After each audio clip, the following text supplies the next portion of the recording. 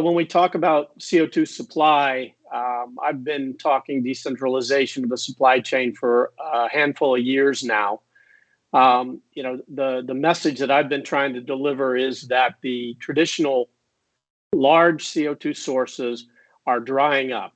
They're literally either going away, moving to different geographies, or in some cases, they appear to be possibly going underground with carbon capture and sequestration.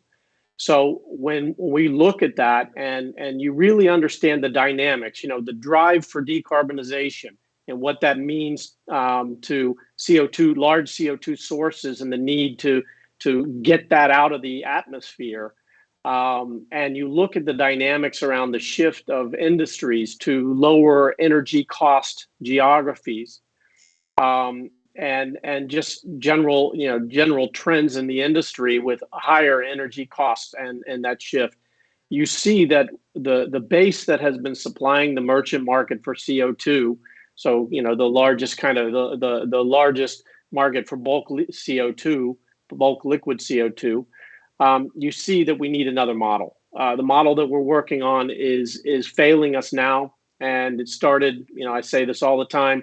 In the UK, it started in 2006 with the first shocks, and it's just gotten worse since then.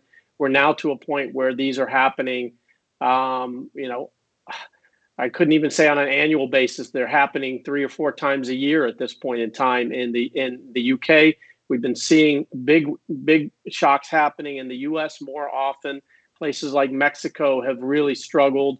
Geographies like Mexico really struggled for a stable CO2 supply. And it's spreading, it's moving across the globe to other regions. And so as we see that happening, we need to realize that it's the way things are structured and the trends going on in the world today that are causing this, and they're not going away. And so I've been pushing for, understanding of better models. And one of them is, as mentioned in the introduction, is building a network of smaller sources so that we're not so dependent on 1 or 2 large sources to serve our market. And if one of those smaller sources goes out, you have more than enough capacity in the system to cover those outages and to keep the supply chain strong and viable.